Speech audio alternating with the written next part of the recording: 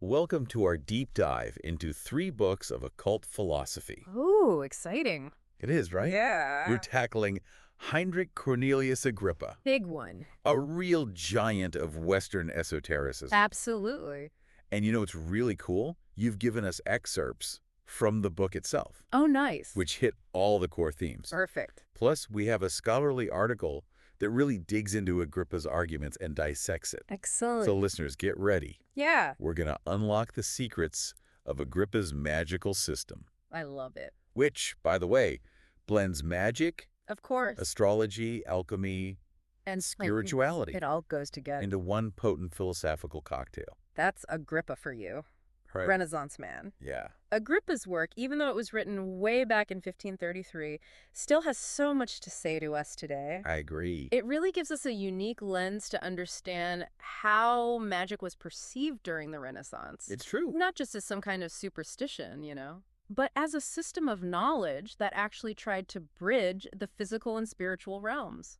Well, let's break down this dense and fascinating text. Okay. So Agrippa, very cleverly, I think, divided his masterpiece into 3 books. 3. 3 books: Okay. natural magic, celestial magic, Uh-huh. and ceremonial magic. Okay, so each book, it's almost like a step on a ladder, right? Yeah, Guiding the reader through Agrippa's complex system. that's a great way to put it. And in that first book, Natural Magic, Yeah. Agrippa goes deep into the foundations of magic, Yeah. suggesting that it's really rooted in a deep understanding of the natural world. Right. He explores the elements, Uh-huh. the influence of celestial bodies, Right. and how, and this is key, the physical and spiritual worlds are intrinsically connected.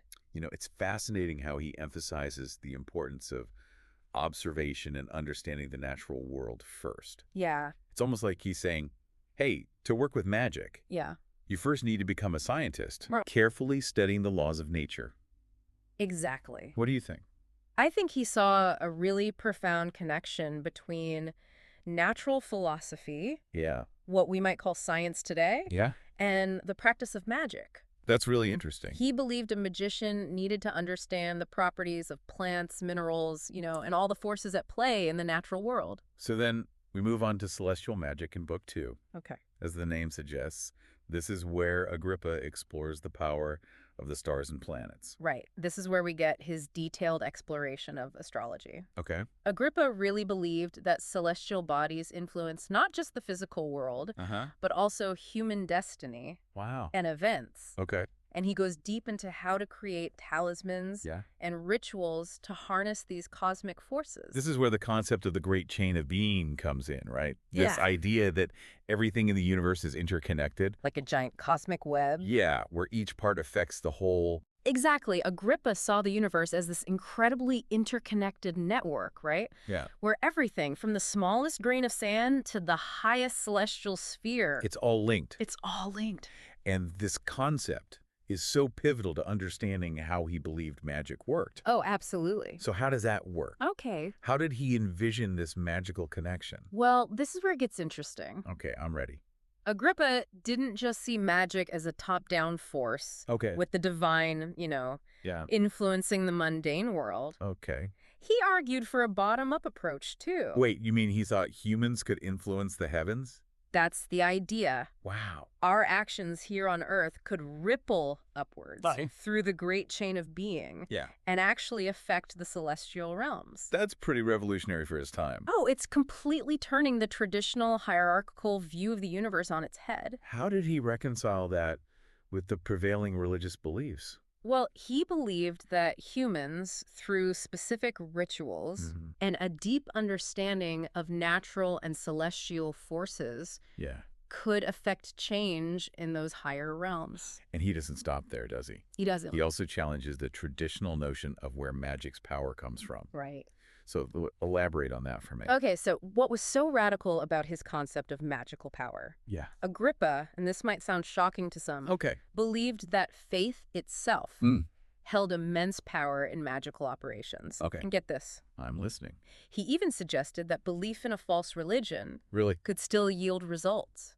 So it's not just about the truth of a belief, but the intensity of that belief. Exactly. Wow. Agrippa argued that faith acts as a force. Okay. that aligns a person's spirit with the guiding spirits Yeah. or forces associated with that belief. Interesting. So it challenged those traditional views of magic as solely dependent on divine intervention. That certainly blurs the lines between what we might call magic and what Yeah. we might dismiss as just superstition. It does. It really forces us to reconsider the power of belief systems It does. and how they might interact with both the individual and the cosmos, Yeah, which is a concept that, still resonates in various forms today. that's a great point. Think about the placebo effect, for example. That's what I was thinking. Yeah.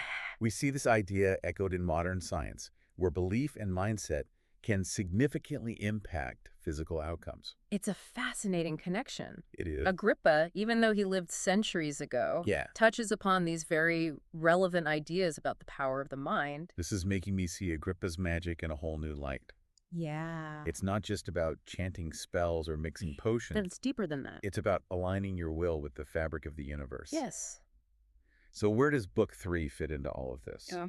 What's the deal with ceremonial magic? That's where Agrippa gets into the real nitty-gritty of Wow. ritual magic, Okay. exploring practices and concepts that tap into the spiritual realm. He discusses communication with spirits and angels, Mm-hmm. the importance of symbols, Mm-hmm. and even the ethical implications of magical practice. It's like he's saying magic isn't just about manipulating the physical world, It's not. but it's also about cultivating a deep spiritual connection Exactly. and acting responsibly with the knowledge and power you acquire. Absolutely. In Book 3, we really see the influence of traditions like Kabbalah and Hermeticism on Agrippa's thinking. Okay.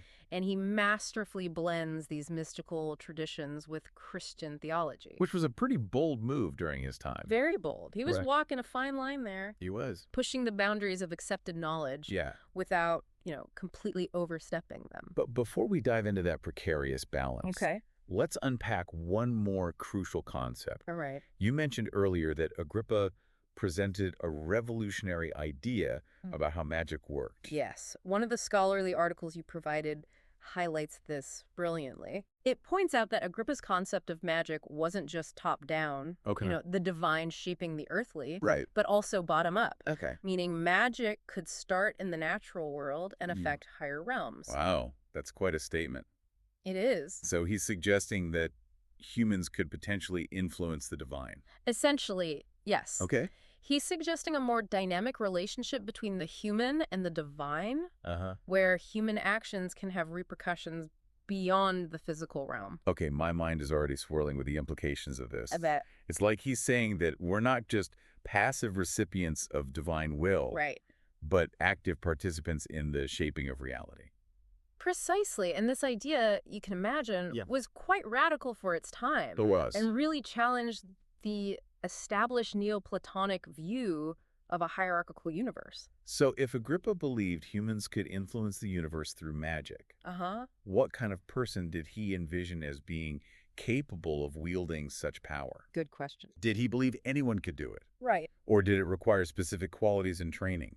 That brings us to Agrippa's fascinating Okay. and somewhat controversial concept Ah. of the perfect magician. Ooh, the perfect magician. He believed that this individual wasn't just someone who learned a bunch of spells or rituals. There's more to it than just technical skill. Much more. Okay.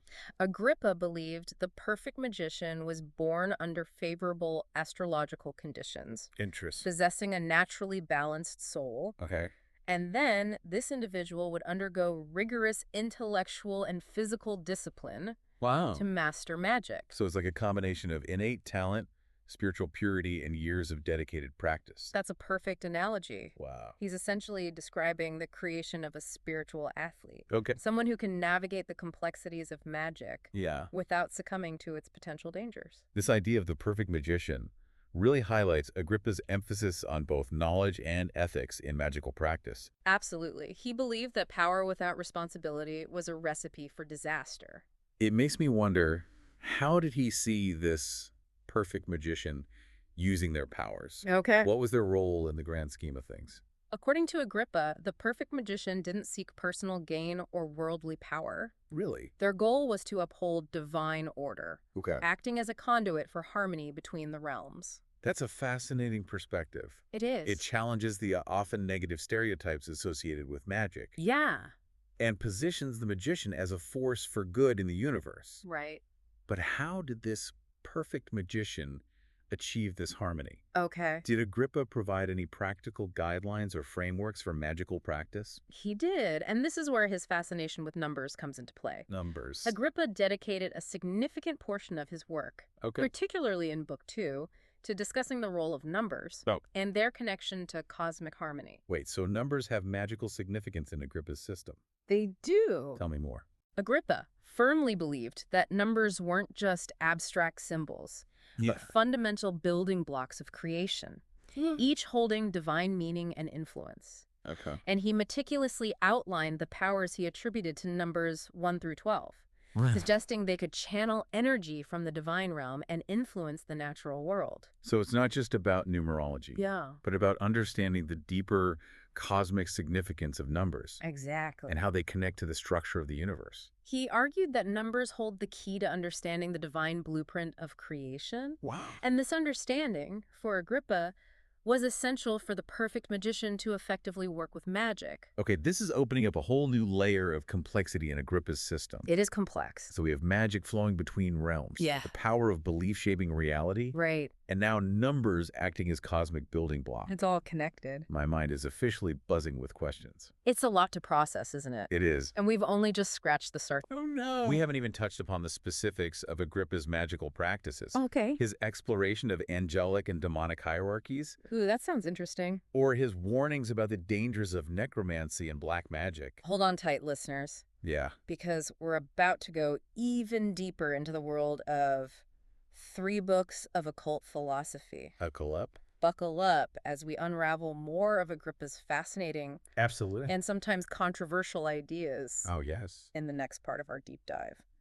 Agrippa's world is so intricate, isn't it? It is. It's like a tapestry. We've got those numbers as cosmic building blocks, Uh-huh. the power of belief shaping reality, Yeah. and this idea of magic flowing between realms. It's all connected. You know, it all ties together. But before we get too far ahead, Yeah. I'm really curious about those angelic and demonic hierarchies you mentioned. Oh, right. What role do they play in all of this? Ah, yes. The unseen forces that populate Agrippa's cosmos.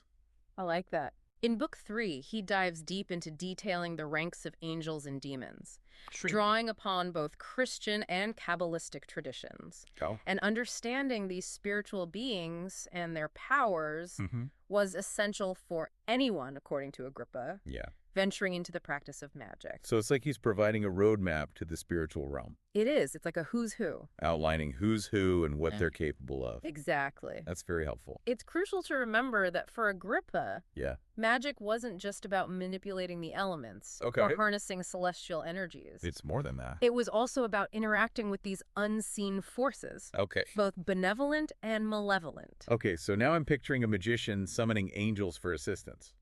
Right. It's like a celestial task force. It is. You can think of it that way. But I imagine working with demons was a bit trickier. You're right to be cautious. Okay. While Agrippa believed that invoking angels could channel divine power for good, Okay. he also saw demons as a constant threat. Lurking in the shadows, Right. ready to tempt humans into using magic for selfish or destructive purposes. So there's a strong moral dimension to the system. Oh, absolutely. It's not just about having the technical know-how, Yeah. but also about using that knowledge responsibly. For sure. Agrippa even went so far as to detail specific types of demons He did. and their powers, almost like a demonologist's field guide. Wow. Okay. He wanted to equip his readers Yeah. with the knowledge to recognize and ward off these darker forces. This is starting to sound less like whimsical fairy tales Yeah. and more like something out of a gothic horror novel. Right, but that's what makes Agrippa's work so compelling. It is. It's fascinating. He doesn't shy away from the potential dangers of magic. He doesn't. He acknowledges that it's a double-edged sword, Okay. capable of both profound good and terrible evil. That makes sense. And that's precisely why he repeatedly emphasizes the importance of the perfect magician, Right. someone who possesses not just knowledge, Yeah. Yeah. but also impeccable moral judgment. It's like he's laying down a code of ethics for practitioners of magic. A set of guidelines. A set of guidelines, yeah, to ensure they stay on the path of light. Right. And don't succumb to the temptations of the dark side. Precisely. He understood that wielding magical power requires immense responsibility, Yes. and that a misstep could have disastrous consequences. Wow. Not just for the individual magician, Yeah. but for the world around them. This brings us back to his idea of bottom-up magic, right? Yes, it does. If our actions in the physical world can impact the spiritual realm, then we have a moral obligation We do. to act wisely and ethically. Absolutely. Agrippa believed that living virtuously and practicing magic with a pure heart could actually contribute to the harmony of the universe. Okay. Conversely, acting selfishly or recklessly could disrupt that balance Yeah. and unleash negative consequences. So it's like a cosmic version of cause and effect. It is where our actions ripple outwards, affecting the delicate equilibrium of the universe. That's a great way to put it. Thanks. And this is where Agrippa's synthesis of Christian theology and occult philosophy becomes truly fascinating. Okay, I'm listening. He argued that true magic wasn't about personal gain or power, Okay. but about aligning oneself with the divine will and working in harmony with the cosmos. So the perfect magician, in Agrippa's view, wasn't someone seeking to dominate or control others. Not at all. Gotcha. They were more like a gardener, Gardens. tending to a delicate ecosystem, Okay. using their knowledge and skills to maintain balance Yeah. and promote the well-being of the whole. You know, I'm starting to understand why Agrippa's work has captivated readers for centuries. Me too. He offers such a unique perspective on magic, It is unique. not as a means to power or personal gain, Right. but as a path to understanding Yeah. and participating in the grand symphony of the universe. And remember, the symphony isn't just composed of celestial bodies and spiritual forces. Right? It also includes the fundamental building blocks of creation. Yeah. Numbers. Numbers, right. We talked earlier about how Agrippa attributed specific powers to numbers 1 through 12. Yes, He saw them as more than just mathematical symbols. Okay. They were keys Keys to what? to unlocking the mysteries of the universe. Wow. Right? It's like he's saying that numbers are the language of the divine, Uh-huh. a code embedded within the fabric of reality. And understanding this numerical language was essential for the perfect magician. Absolutely. It was essential for them to effectively work with magic Okay. and to maintain that harmony of the cosmos. He also mentioned that this harmony is reflected in the human body, too, right? Almost like we're microcosmic representations of the universe, Yes. governed by the same principles. That's a core concept in his philosophy. It is. He saw the human body as a reflection of the divine order, a microcosm mirroring the macrocosm of the universe. Yeah. And he believed that numbers played a vital role in maintaining this intricate balance Wow. within us and within the cosmos. I'm starting to see how all of these seemingly disparate pieces fit together in Agrippa's grand vision. Right. It's coming together. It is. We've got numbers, celestial bodies, spiritual beings, human actions. It's all interconnected in this elaborate dance of energy and influence. It is. And the perfect magician, Yeah. according to Agrippa, is someone who understands the steps to this dance Okay. and can move gracefully within its rhythm, Okay. contributing to the harmony rather than disrupting it. This makes me wonder, did Agrippa provide any specific examples of how this perfect magician might apply their knowledge and skills in the real world? He did. He did, okay. And this is where his discussion of talismans becomes particularly interesting. Oh, talismans, okay. Agrippa believed that talismans could act as conduits for specific celestial energies, Okay. channeling the power of the stars. For various purposes. For various purposes, yes. So we're not talking about just lucky charms or trinkets here. No, not at all. These are serious things. Agrippa's talismans were meticulously crafted objects, Okay. infused with symbolic meaning and created under specific astrological conditions. Okay. And he provided detailed instructions He did? on the appropriate materials, symbols, and rituals to use Okay. for crafting these objects. So it's like a blend of artistry, science, and spirituality. Exactly. Agrippa believed that creating a talisman wasn't just about following a recipe. Right. It required a deep understanding of astrological principles, Okay. a connection to the spiritual realm, and a pure intention for the talisman's use.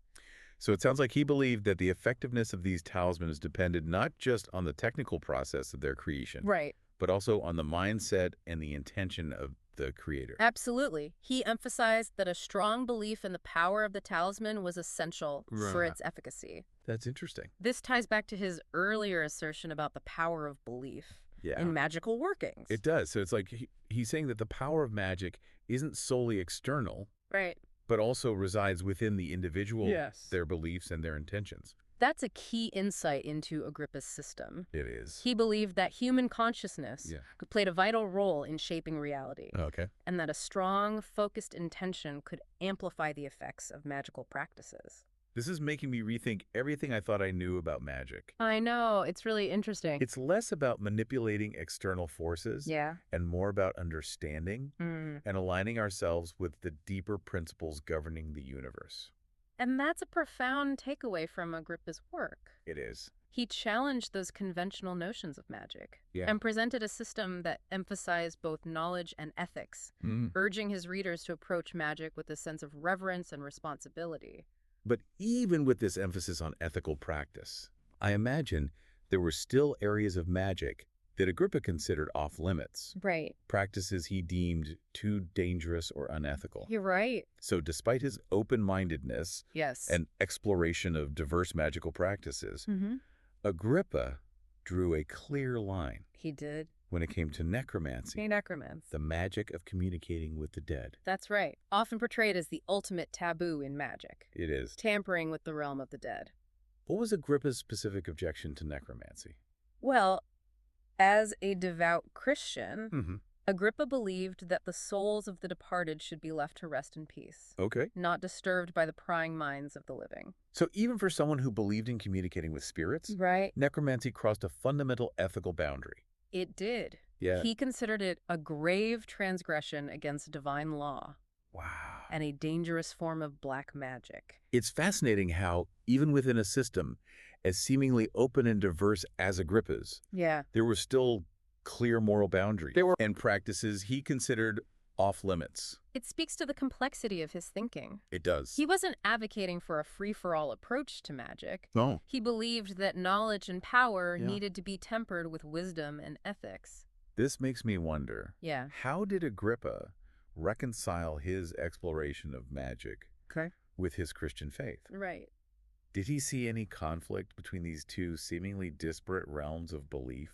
That's a question that scholars have debated for centuries. It's a tough one. While Agrippa clearly drew upon Christian theology in his writings, he also integrated elements of Hermeticism, Kabbalah, and other esoteric traditions. So it's like he was weaving together threads from various belief systems. He was creating a tapestry that reflected his own unique understanding of the universe and humanity's place within it. And this synthesis of different traditions wasn't without its critics. Of course not. Some people probably. Some accused Agrippa of heresy, claiming that his blending of Christianity with occult philosophy was dangerous and unorthodox. It sounds like he was pushing the boundaries of acceptable knowledge during his time. He was. Challenging the rigid categories and hierarchies. He was a true intellectual pioneer.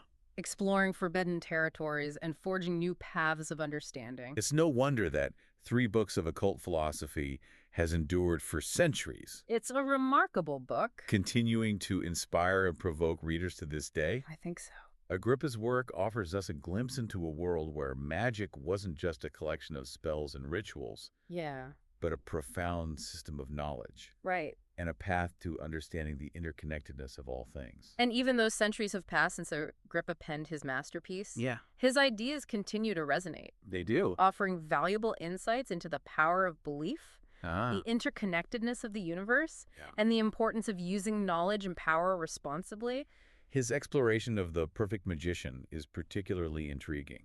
I agree. It challenges us to consider not just the technical aspects of magic, but also the ethical implications and the importance of aligning our actions with a higher purpose.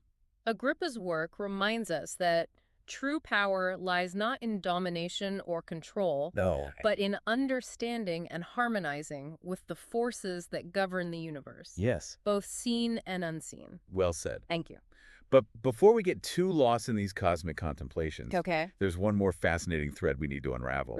Agrippa dedicated a significant portion of his work to detailing the creation and use of talismans. Yes, he did. What exactly were these talismans? Oh, okay. And how did he believe they worked? Agrippa's talismans weren't mere trinkets or good luck charms. Okay, so they were more than that. He saw them as powerful tools for channeling celestial energies. Okay. Carefully crafted objects, infused with symbolic meaning, Right. and created under specific astrological conditions. Okay. He believed they could be used to influence health, attract fortune, enhance love. It sounds like he was drawing upon a blend of astrology, alchemy, and ritual magic to create these objects. Exactly. Yeah. He provided meticulous instructions on the materials, He did. symbols, and rituals to use for crafting talismans. Okay. Emphasizing the importance of aligning the creation process with the specific celestial influences associated with the desired outcome. So it's not just about the physical object itself, No. but also about the intention and the energy imbued within it during its creation. Precisely. Agrippa believed that the efficacy of a talisman depended not just on its physical properties, but also on the mindset and intention of the creator. That's fascinating. He emphasized that a strong belief in the power of the talisman was crucial for its effectiveness. This connects back to his earlier assertion about the power of belief in magical workings. It does. It's fascinating how he saw human consciousness as an active force in shaping reality. That's a recurring theme in Agrippa's work. He believed that human will and intention played a vital role in influencing the course of events, both in the physical and spiritual realms. It sounds like he was advocating for a more participatory approach to magic. He was. One that recognized the power of the individual to shape their own destiny and influence the world around them. Exactly. He wasn't suggesting that magic was a passive force. Okay. Or a set of predetermined spells. So there was an active component. He believed that humans had the potential to co-create with the universe. Wow. Using their knowledge, intention, and willpower to bring about desired outcomes. This makes me wonder how he reconciled this idea of human agency with the concept of divine will. That's a fascinating question. It is. And one that gets to the heart of Agrippa's complex and nuanced worldview. It does. He didn't see human will and divine will as opposing forces, but rather as complementary aspects of a larger cosmic order. That makes sense. He believed that humans were endowed with free will and the capacity to make choices. But that these choices unfolded within a larger framework of divine providence. So it's like he saw human actions as playing out within a larger tapestry woven by divine design. Exactly. That's a nice way to put it. He believed that humans had the freedom to choose their actions. But that these choices were ultimately guided by a higher purpose and contributed to the unfolding of a divine plan. This makes me think about the concept of fate versus free will. It's a classic debate. A philosophical debate that has endured for centuries. It has. Where did Agrippa stand on this spectrum? Right. Did he believe that our lives were predetermined or that we had the power to shape our own destinies? That's a question that Agrippa, like many philosophers before and after him, grappled with. He did. He acknowledged the existence of fate, but also emphasized the importance of human choice and action. So he saw both sides. He believed that while certain events might be preordained, humans still had the capacity to influence the course of their lives through their decisions and their interactions with the forces of the universe. So it's like he saw fate and free will as intertwined. Two sides of the same coin. Exactly. And shaping the other. He didn't see them as mutually exclusive, but rather as interwoven threads in the fabric of reality. This is starting to sound less like a rigid system of beliefs. It's more fluid than that. And more like a dynamic dance between human agency and divine guidance. That's a beautiful way to describe Agrippa's philosophy. I like that. He didn't offer a fixed set of answers or a dogmatic worldview. So he was open to interpretation? He invited his readers to engage in a process of exploration and discovery, to grapple with the mysteries of the universe, and to cultivate a deeper understanding of their own role within this grand cosmic drama. It sounds like he was encouraging a more experiential approach to knowledge. He was. One that went beyond intellectual analysis and embraced the power of personal experience and intuition. Absolutely. Do you think he's right? I think he recognized that true wisdom wasn't just about accumulating facts or memorizing formulas. There's more to it. It was about developing a direct and intuitive connection with the forces that govern the universe, both within and beyond ourselves. This makes me wonder, how did Agrippa suggest that people cultivate this kind of connection? Good question. Did he offer any specific practices or exercises He did. for developing this intuitive understanding of the cosmos? This is where his discussion of meditation and contemplation becomes particularly relevant. Okay. Agrippa believed that these practices were essential for quieting the mind, accessing deeper levels of consciousness, and cultivating a direct experience of the divine. So it's not just about reading books or studying theories. It's not just about that. Okay. Agrippa recognized the importance of intellectual study, but he also emphasized the need for direct personal experience. So he saw value in both. He believed that through meditation, contemplation, and other spiritual practices, individuals could develop a more intuitive and experiential understanding of the universe and their place within it. So it sounds like he was advocating for a holistic approach to knowledge. I think so. One that integrated both the intellectual and the experiential, the rational and the intuitive. Exactly. He saw these different modes of knowing as complementary rather than contradictory. That makes sense. He believed that true wisdom arose from the integration of knowledge, experience, and intuition. This is starting to paint a more complete picture of Agrippa's perfect magician. Yes, it is. It's not just someone who possesses technical skills or esoteric knowledge, but also someone who has cultivated a deep connection with the cosmos. Through meditation, contemplation, and other spiritual practices. Precisely. Agrippa's perfect magician isn't just a master of spells and rituals. No. But a wise and compassionate individual. Absolutely. Who understands the interconnectedness of all things and strives to live in harmony with the universe. That's the ideal. It sounds like he's describing an ideal that goes far beyond the stereotypical image of a magician conjuring spells in a dark room. It does. He's offering a vision of a spiritually evolved individual. Yes. Who uses their knowledge and power for the benefit of themselves and the world around them. Exactly. Agrippa's vision transcends the limitations of time and culture. I agree. Offering a timeless ideal of human potential and spiritual growth. This makes me wonder, did Agrippa believe that everyone had the potential to become this perfect magician? Interesting question. Or did he see it as a path reserved for a select few? That's a fascinating question. It is. And one that I imagine sparked much debate among his readers. I bet it did. While Agrippa clearly believed that certain individuals were born with a predisposition towards magic, he also emphasized the importance of dedication, discipline, and spiritual development. He suggested that anyone willing to put in the effort could cultivate the qualities and skills necessary for mastering the art of magic. So it's not just about innate talent. Not just about that. But also about dedication. Yes. And a willingness to embark on a journey of self-transformation. He believed that true mastery of magic required a deep commitment to personal growth and spiritual evolution. This is starting to sound less like a pursuit of power. And more like a path of spiritual enlightenment. That's a profound insight. It is. Agrippa saw magic not just as a set of techniques for manipulating the world, but as a path to self-discovery and spiritual awakening. That's a beautiful way to put it. He believed that through the study and practice of magic, individuals could unlock their hidden potential. Wow. Connect with the divine. It is powerful. And contribute to the harmony of the cosmos. This is a powerful message that resonates even today. It does. Reminding us that true power lies not in external forces or material possessions.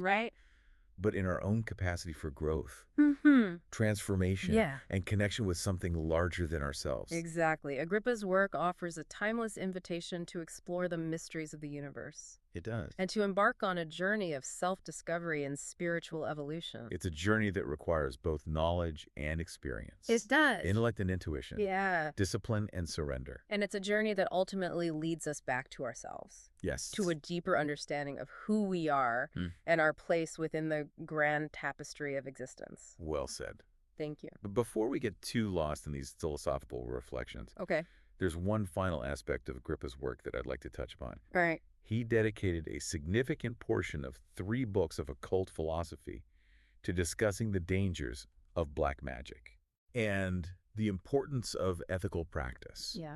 What were some of his specific concerns in this area? That's a crucial aspect of Agrippa's work. I think so, too. And one that highlights his nuanced understanding of magic. It does. While he acknowledged the potential benefits of magic, he also recognized its inherent dangers. Okay. Particularly when misused or practiced without proper knowledge and ethical guidance. So it's not just about learning the techniques. No, it's not just about that. But also about understanding the ethical implications and potential consequences of magical practice. Absolutely. Agrippa believed that magic was a powerful force. It is. That could be used for both good and evil. Right. And that it was essential for practitioners to approach this art with a sense of responsibility. Yes. And reverence. What were some of the specific practices that he considered to be black magic? That's what I was wondering. And what were his concerns about their potential harm?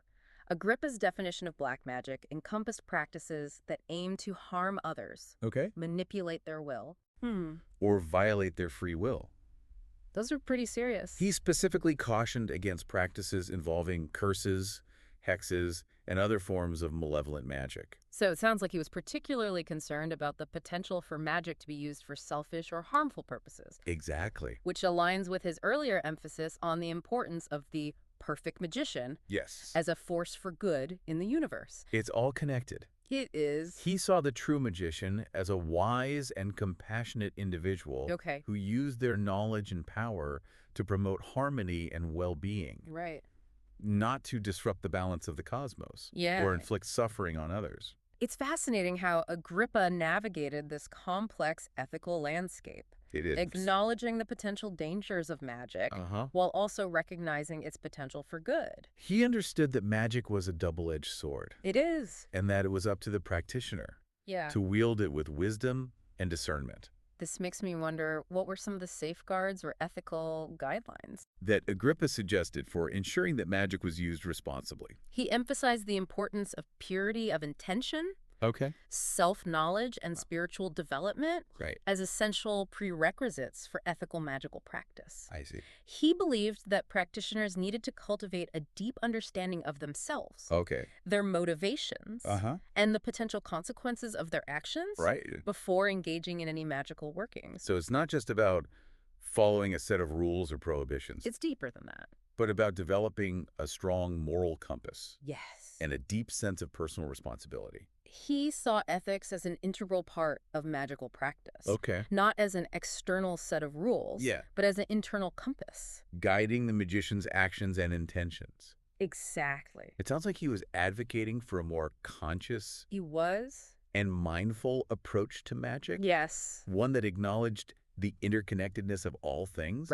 And the potential for both positive and negative consequences. He believed that magic wasn't a separate realm of activity governed by its own set of rules. So it was part of everything else. It was an integral part of the universe, subject to the same laws of cause and effect as any other human endeavor. This makes me think about the modern-day discussions about the ethics of technology. Interesting. And the importance of responsible innovation.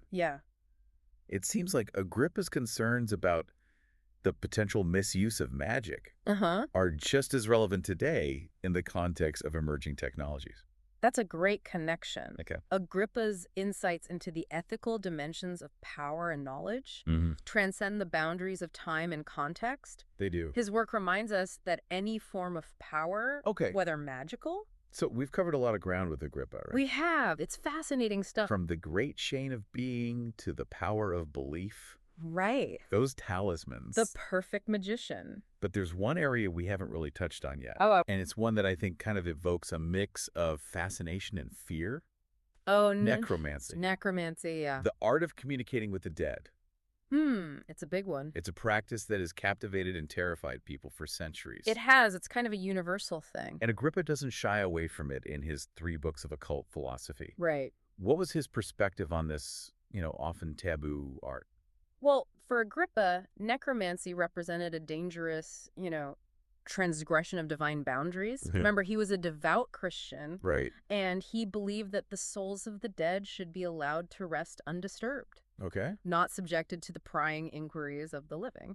So even for someone who believed in communicating with spirits and, exploring these unseen realms, necromancy was a step too far. Precisely. While Agrippa acknowledged the existence of spirits, right? Right. And the possibility of interacting with them. Yeah. He drew a very clear distinction between communicating with celestial entities and attempting to conjure or manipulate the souls of the departed. I see. So he saw a fundamental difference between those two types of spiritual interaction. Yes. So what was the basis for that distinction? Agrippa believed that the souls of the dead were under the jurisdiction of the divine, undergoing a process of, judgment and transition in the afterlife.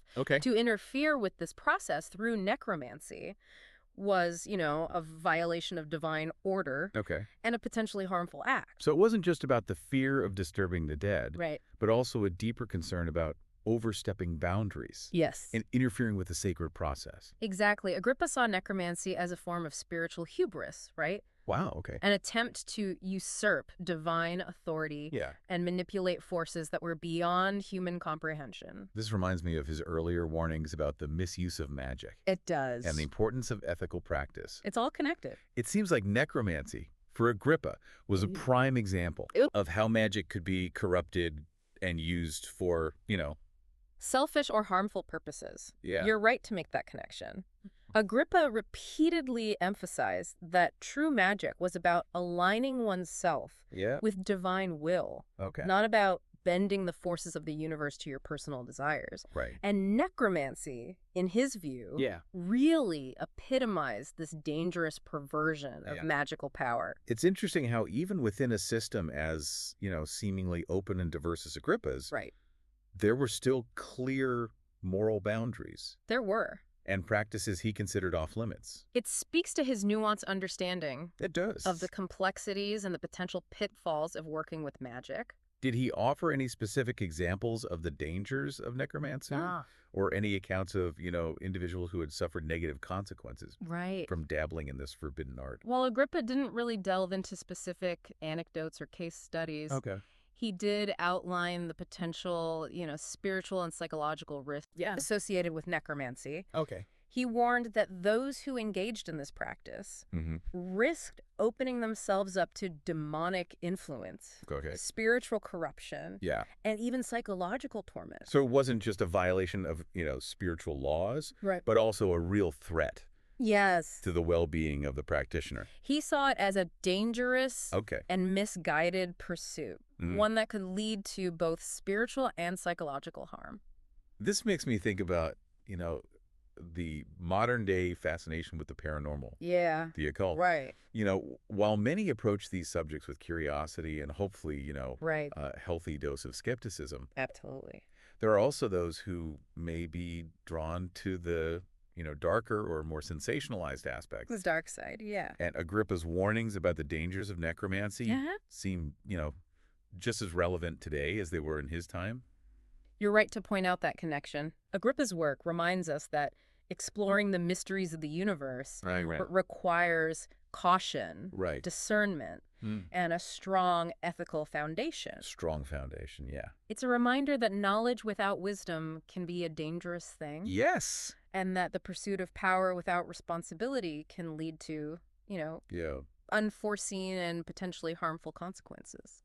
It's a message that transcends time and context. It does. And it offers the timeless wisdom that I think can guide us as we navigate the complexities of our own world. It can. A world filled with both wonder and potential pitfalls. Agrippa's work really invites us to approach knowledge with humility. Right? Humility, To use our power wisely. And always remember that true magic lies not in manipulating external forces, but in transforming ourselves and aligning our lives with the harmony of the cosmos. Well, on that note, I think we've reached the end of our deep dive into the fascinating and complex world of Heinrich Cornelius Agrippa. He was quite a guy. And I hope our listeners have gained a deeper appreciation. I hope so, too. For the depth and complexity of his work. Yeah, it's really quite something. It's been a privilege to share this journey of discovery with you. Likewise, it's been fun. Agrippa's 3 books of occult philosophy is a testament to the enduring power of human curiosity. It is. The insatiable desire to understand ourselves and the universe around us. Absolutely.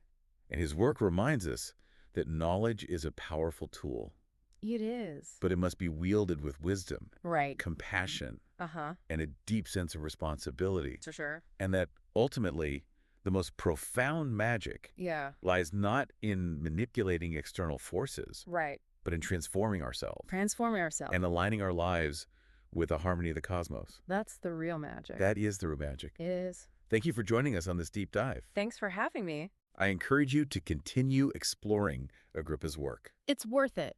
And to allow his ideas to spark your own curiosity. Yeah. And inspire your own journey of self-discovery. Keep searching. Until next time, keep diving.